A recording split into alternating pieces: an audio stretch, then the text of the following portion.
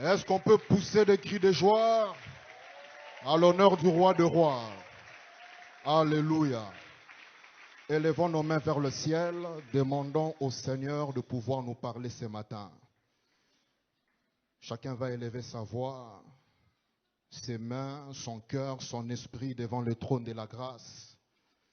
Que le Père puisse nous parler ce matin. Prions tous. Soyez sûrs que vous êtes en train de prier.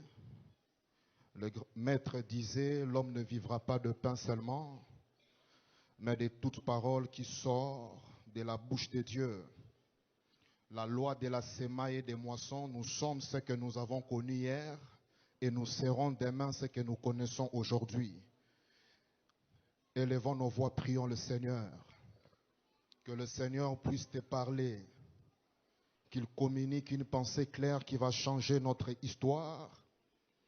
Dans le nom de Jésus, Père, nous sommes là. Tu nous as convoqués ce matin, nous sommes là devant ton trône. Nous sommes là à tes pieds dans cette marche sur cette terre des vivants. Nous avons besoin de toi, nous avons besoin des instructions, nous avons besoin des directives. Nous avons besoin de connaître le chemin à suivre.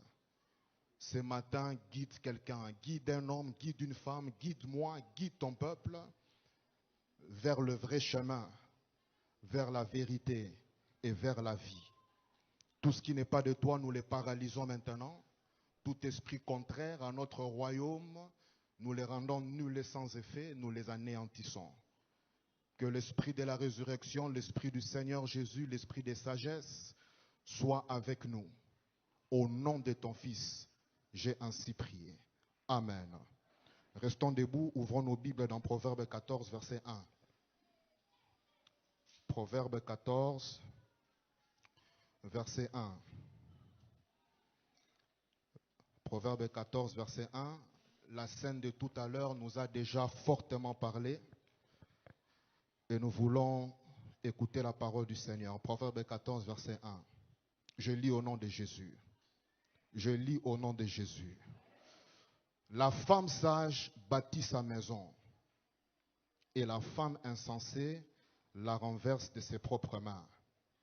La femme sage bâtit sa maison. Prenons place, acclamons le Seigneur.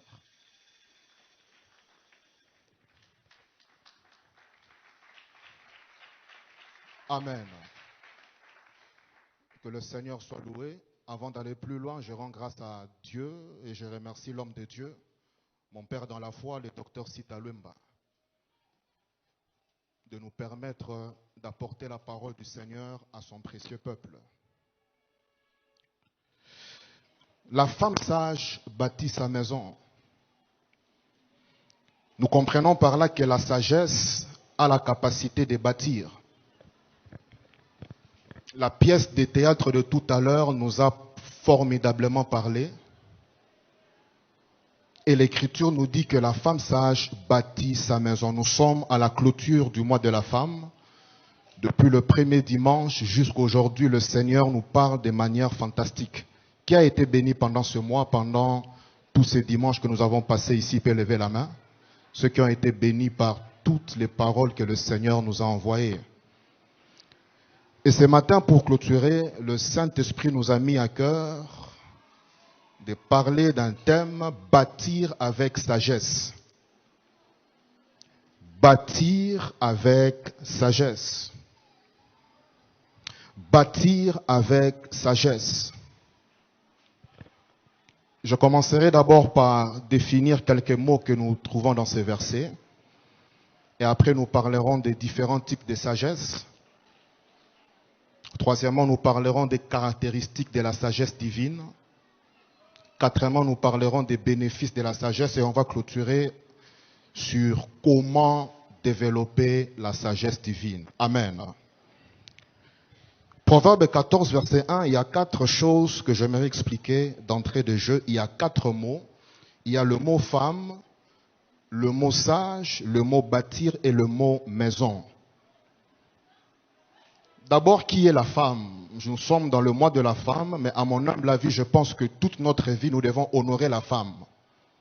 Je croyais qu'une maman allait dire Amen. Parce que pour certains, dans cette culture où on réserve le mois de mars à la femme, ils pensent que quand on est au mois d'avril, ce n'est plus le mois de la femme. Normalement, la femme est un être divin. Je ne dis pas que l'homme n'est pas divin. Mais je dis que la femme est un être divin. Parce que nous tous qui sommes ici, nous provenons des femmes. Celui qui ne provient pas d'une femme, je ne pense pas qu'il peut être ici. Nous provenons, nous tous, des femmes. Et la race humaine est en train de se perpétrer à cause de la femme. Donc d'entrée de jeu, j'aimerais parler à un homme, bien que ce n'est pas mon sujet de ce matin. J'aimerais parler à quelqu'un qui a cette mauvaise habitude de mépriser la femme, que c'est une erreur grave. Voilà pourquoi je remercie encore l'homme de Dieu, notre Père dans la foi, pour cette valeur qu'il accorde à la femme en tant qu'être. Parce qu'un homme qui méprise une femme, que cela soit son épouse, sa sœur, sa mère, sa tante, cousine, je ne sais pas moi quoi, que cela soit même sa voisine, c'est un homme qui ignore le pouvoir que la femme possède.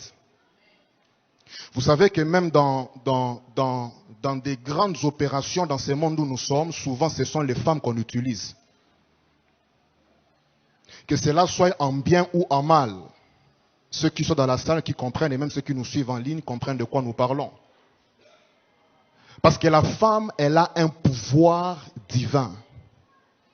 Et je prie du fond de mon cœur, toute femme sous le son de ma voix, qu'après ces cultes, après ces programmes, le pouvoir que le Seigneur a mis en vous puisse commencer à s'exprimer au nom de Jésus-Christ. Celle qui va dire Amen va recevoir cette grâce pendant que nous parlons ce matin. La femme, ce n'est pas comme ce qu'on croyait autrefois. La femme, aujourd'hui, il a été démontré que la femme peut faire avancer beaucoup de choses. Voilà pourquoi il y a un sage qui disait que derrière tout grand homme se cache qui? Une grande dame. Et j'aimerais faire un petit parallélisme. Devant tout petit monsieur, je ne peux pas me le permettre, se cache une petite dame. Parce qu'effectivement, une femme a le pouvoir de faire avancer les choses. Toute femme qui m'écoute ce matin, que la grâce de Dieu vous soit communiquée, afin de faire avancer les choses au nom de Jésus-Christ. Qui appelle-t-on femme? La femme, c'est l'être humain de sexe féminin. La femme, c'est l'être humain de sexe féminin. Mais on nous définit aussi la femme comme étant celle qui est mariée ou qui a été mariée. Voilà pourquoi on parle de la femme de X. Tout à l'heure, on a suivi une pièce de théâtre où on voyait différentes scènes qui montraient différents couples. Il y avait la femme de X, la femme d'Y. C'est l'être sexe féminin, mais aussi celle qui a été mariée. Et le deuxième mot, c'est le mot sage. Il est dit la femme sage. Pas n'importe quelle femme, mais la femme sage. Un sage, c'est une personne qui utilise la sagesse dans sa vie, de manière simple. Un sage, c'est une personne, un homme ou une femme, qui utilise la sagesse dans sa vie. Le troisième mot qui nous intéresse ici, c'est le mot bâtir. Bâtir. Bâtir, cela veut dire édifier, construire, élever. Nous voyons ici que la sagesse a le pouvoir de bâtir. Cela veut dire, là où la sagesse est engagée, on peut élever, on peut édifier. Et nous comprenons par là que si quelque part il y a une stagnation, il y a un blocage, c'est que la sagesse n'est pas en jeu. Le quatrième mot, c'est le mot maison. La femme sage bâtit sa maison. La maison est définie comme étant la construction servant d'habitation. Une construction servant d'habitation. Cela veut dire, c'est tout cadre dans lequel on peut demeurer. Quand on parle d'une maison, on parle d'une chose qui peut demeurer. Cela veut dire que la sagesse a le pouvoir d'établir la destinée d'une personne.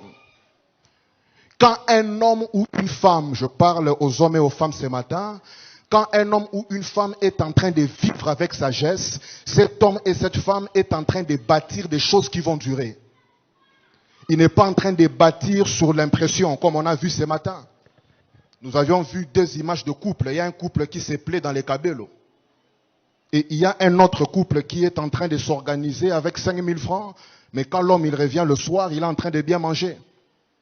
La différence entre ces deux personnes, c'est que c'est l'esprit de sagesse qui opère en eux. J'aimerais dire à quelqu'un que la sagesse a le pouvoir de bâtir des choses qui durent. Quand nous parlons de maison, ce n'est pas seulement maison en termes de domicile, mais cela peut être une relation. Combien de relations ont été brisées par manque de sagesse? La maison, ce n'est pas seulement une relation, mais ça peut être aussi une famille. Combien de familles sont par terre par manque de sagesse? La maison, ce n'est pas seulement une famille, ça peut être aussi une nation comme notre beau pays, le Congo. Combien de nations sont par terre par manque de sagesse? La maison, ce n'est pas seulement la nation, ça peut être aussi une activité que vous faites. Combien des activités que nous commençons sont en train de s'écrouler par manque de sagesse? Je crois de tout mon cœur que quelqu'un ce matin recevra la grâce de la sagesse et après ce culte, il va opérer dans cette sagesse au nom de Jésus-Christ. Proverbe 9, verset 1. Proverbe 9, verset 1. La sagesse a bâti sa maison. La sagesse a bâti sa maison. Nous voyons que la sagesse a le pouvoir de bâtir. Proverbe 24, verset 3. Proverbe 24, verset 3. C'est par la sagesse qu'une maison s'élève et par l'intelligence qu'elle s'affermit. C'est par la sagesse qu'une maison s'élève. Cela revient à dire que nous avons le pouvoir d'élever nos vies quand nous engageons la sagesse de Dieu. Et je crois de tout mon cœur que plusieurs personnes qui m'écoutent ce matin, à la clôture de ces messages, la sagesse nous sera communiquée au nom de Jésus-Christ. Je dis que la sagesse nous sera communiquée au nom de Jésus-Christ. Alors c'est quoi la sagesse? Nous sommes dans Jacques chapitre 3 versets 13 à 15. Jacques chapitre 3 versets 13 à 15. Jacques chapitre 3 versets 13 à 15. Lesquels d'entre vous est sage et intelligent qu'il montre ses œuvres par une bonne conduite, avec la douceur de la sagesse? Mais si vous avez dans votre cœur un zèle amer et un esprit de dispute, ne vous glorifiez pas et ne mentez pas contre la vérité. Verset 15. Cette sagesse n'est point celle qui vient d'en haut, mais elle est terrestre, charnelle et diabolique. Il y a 4 types de sagesse. La première sagesse, c'est la sagesse qui vient d'en haut. C'est que nous appelons la sagesse divine. Et c'est celle qui nous intéresse ce matin. La Bible dit, cette sagesse n'est point celle qui vient d'en haut. Il y a une sagesse qui vient d'en haut. Il y a un type de sagesse qui vient au-delà des études, qui vient au-delà de ce que nos familles racontent, au-delà des traditions. Cette sagesse, elle vient d'en haut. Et elle est contenue dans la parole de Dieu. Le deuxième type de sagesse, elle est terrestre. La Bible dit, cette sagesse n'est point celle qui vient d'en haut, mais elle est terrestre. La sagesse terrestre, c'est une sagesse qui est acquise par les études. Par les études. Elle n'est pas mal, elle est très bonne, il faut la chercher, mais elle est limitée.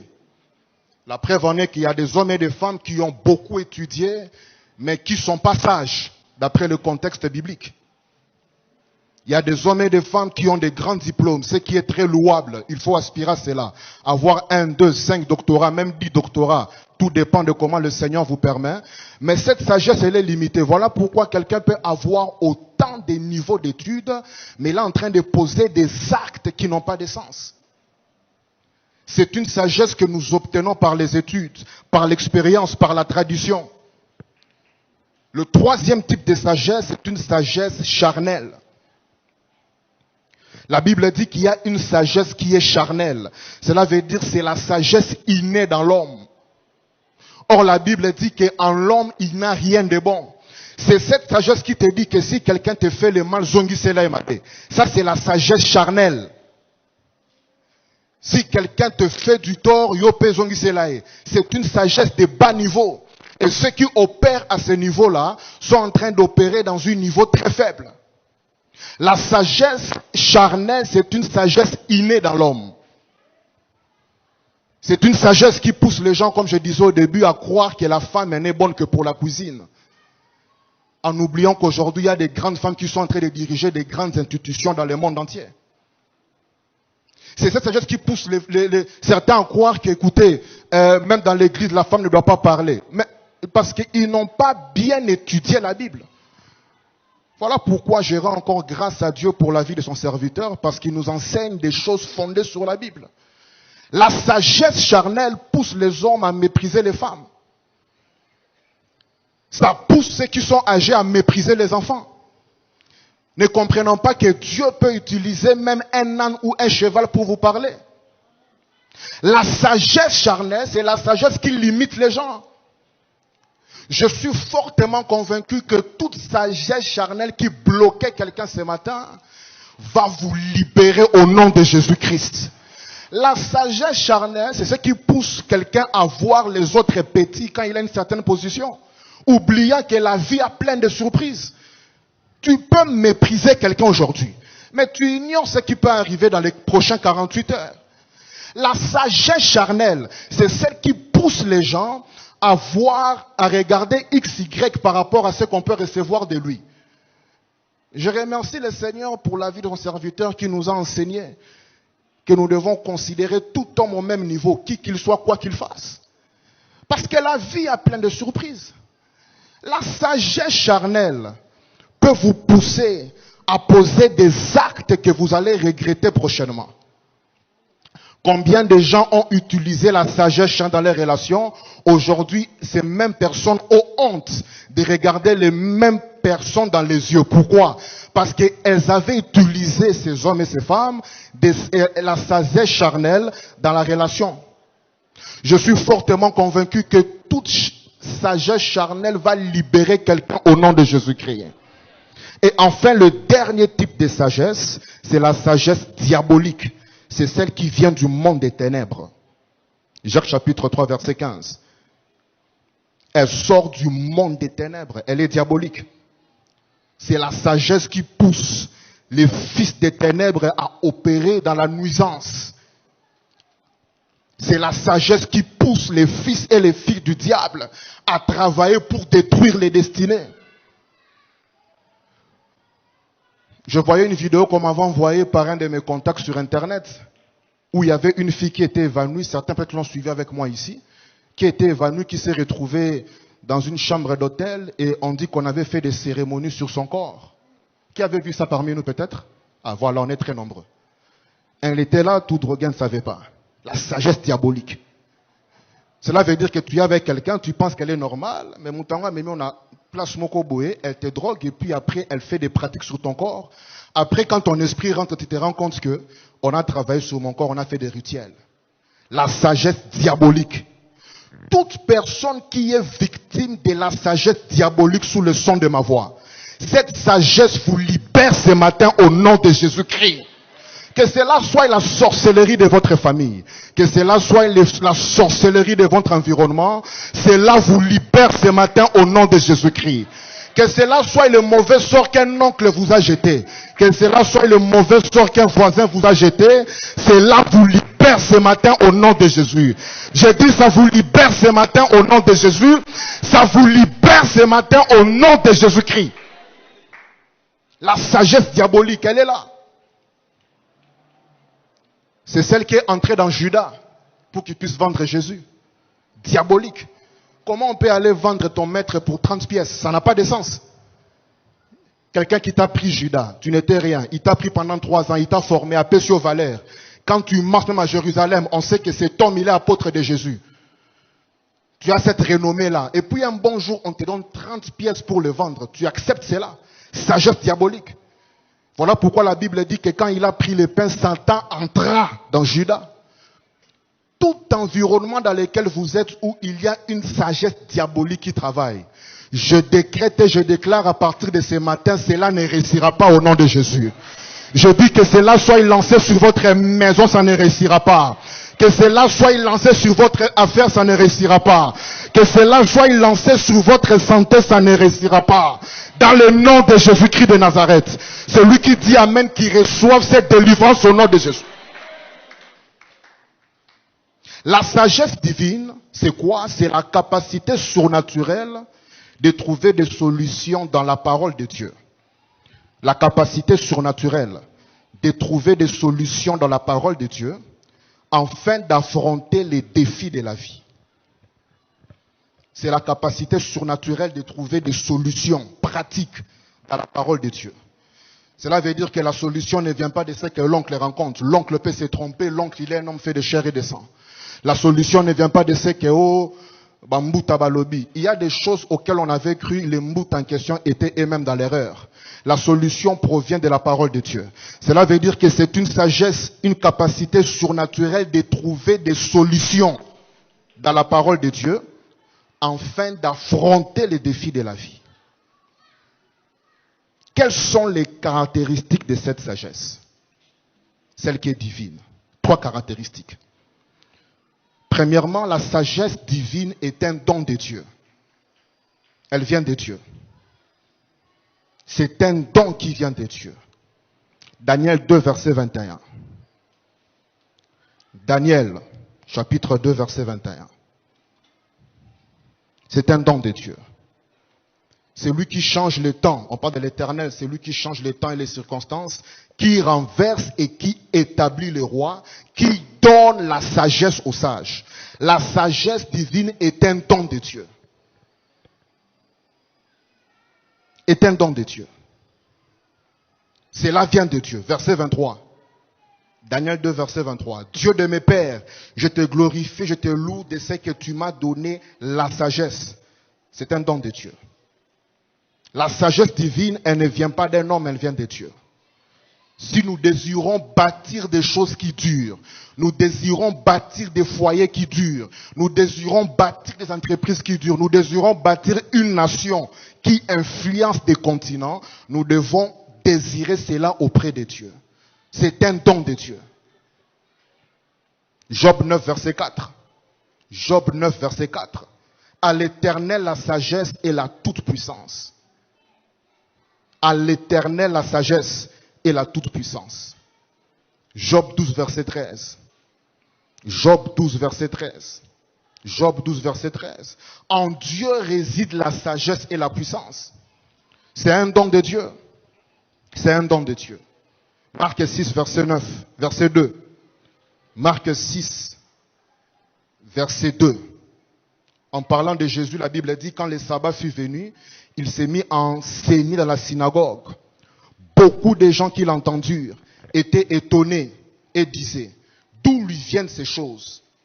Quelle est cette sagesse qui lui a été donnée? On voit un jeune homme de 30 ans qui est en train de bouger la nation d'Israël. Le fils d'un charpentier. Marc 6, verset 2. On connaissait qui étaient ses frères. Certains même le méprisaient parce qu'il était fils de charpentier. Il n'était pas fils du gouverneur ou bien fils, je ne sais pas moi, fils de qui. C'était le fils d'un faiseur de bois. Les gens le méprisaient. Mais pendant qu'on le méprisait, dans cette jeunesse que Jésus avait, les gens se demandaient d'où lui vient cette sagesse. D'où vient cette sagesse qui lui a été donnée? Quelqu'un qui m'écoute ce matin, que le Dieu Tout-Puissant vous donne la sagesse au nom de Jésus-Christ. Pour gérer ces couples dans lesquels vous êtes, qu'il vous donne la sagesse au nom de Jésus-Christ. Pour gérer ce travail que vous faites, qu'il vous donne la sagesse au nom de Jésus-Christ. Pour gérer ces relations que vous avez, que cela soit dans l'église et dans le monde séculier, qu'il vous donne la sagesse au nom de Jésus-Christ. Vous savez, même pour gérer des relations, il faut la sagesse. Combien de relations ont été ruinées par manque de sagesse? Pourquoi? Quelqu'un t'a dit quelque chose, et puis un jour tu vas aller dire à quelqu'un, notre Père nous a toujours dit, il y a des choses avec lesquelles un serviteur de Dieu ira jusqu'au séjour des morts. Il ne dira à personne. Oui. Il y a des choses avec lesquelles même un enfant de Dieu, j'aimerais ajouter, il y a des confidences qu'on ne peut dire à personne. Qui comprend de quoi nous parlons ce matin?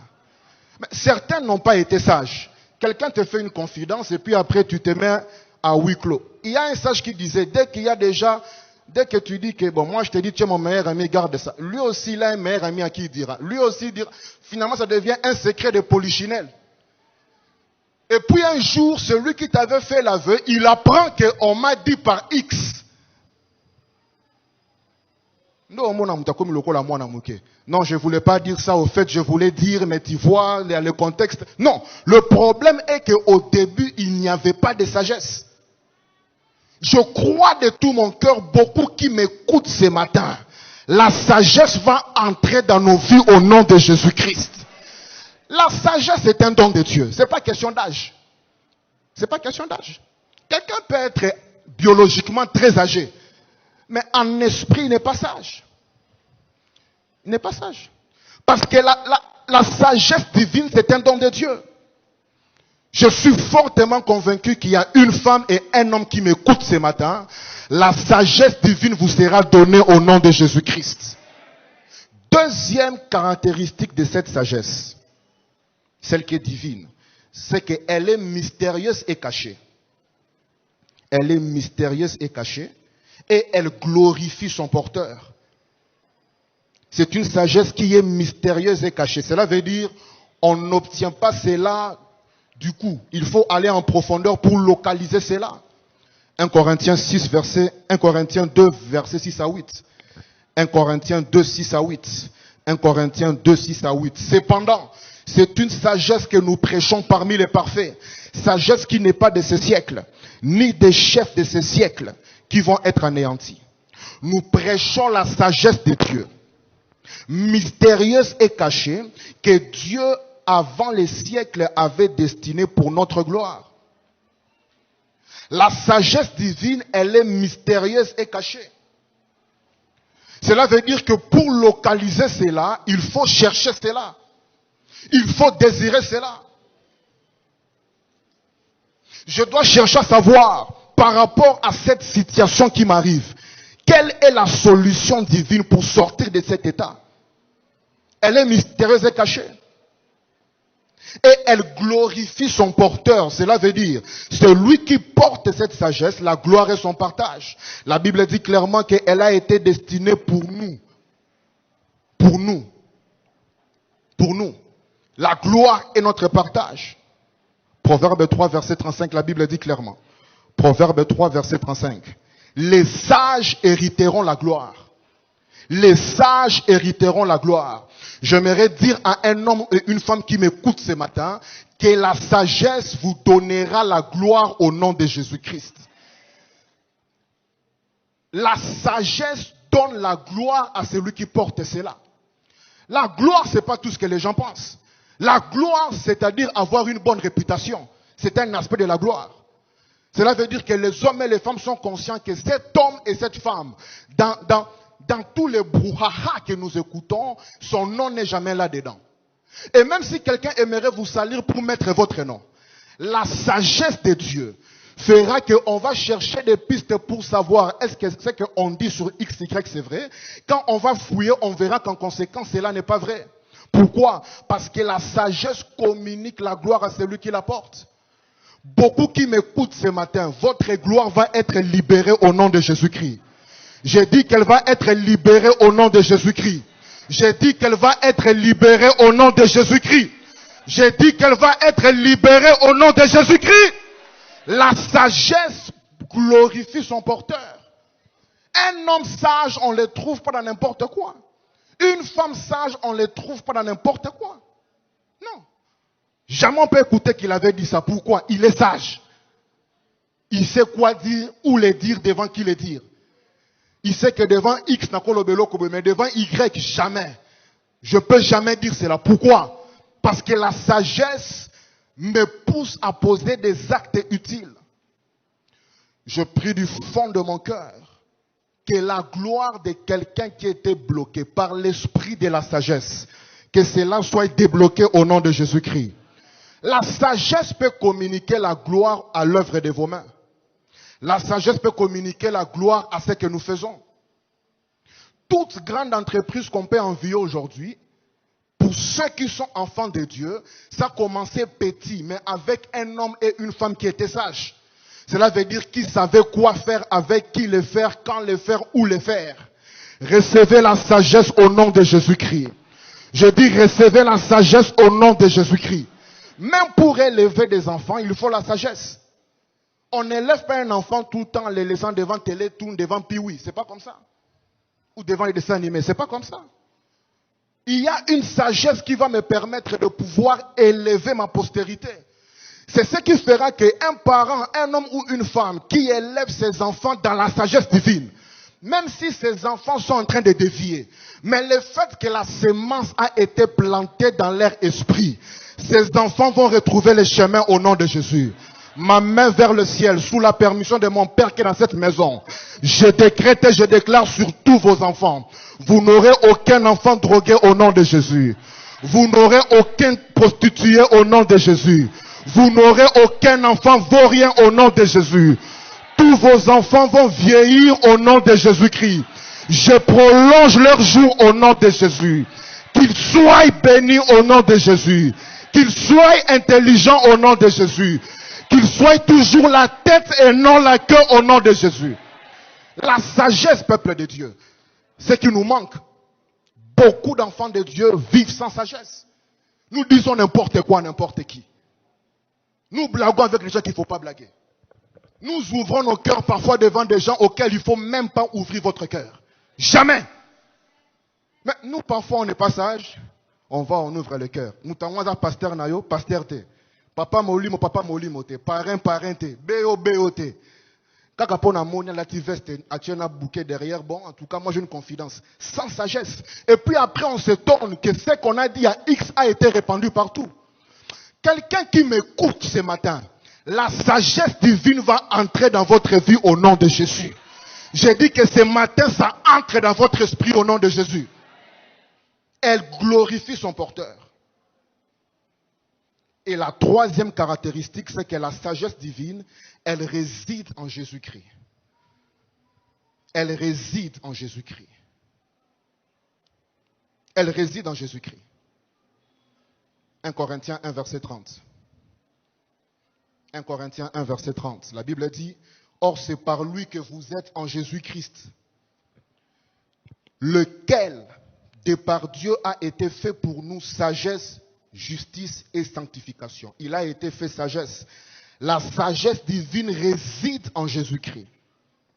Elle habite en Christ. Or, Christ est la parole faite chair. Donc, la sagesse divine réside dans la parole de Dieu. Quelqu'un peut-il soulever sa Bible là où elle est maintenant? Élevons nos Bibles vers le ciel. Que cela soit électronique ou bien...